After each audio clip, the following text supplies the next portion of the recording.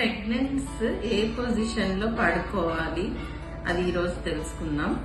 ప్రెగ్నెన్స్ మామూలుగా 3rd month తర్వాత నుంచి లెఫ్ట్ లేటరల్ పొజిషన్ అంటే ఎడమ వైపు పక్కకు తిరిగి పడుకుంటే చాలా మంచిది. వెల్లికలు పడుకుంటే మన బరువు అంతా రక్తనాళాల మీద పడడం వల్ల బేబీకి ప్లస్ గర్భసంచికి ఇద్దరికి రక్త ప్రసరణ తగ్గుతుంది.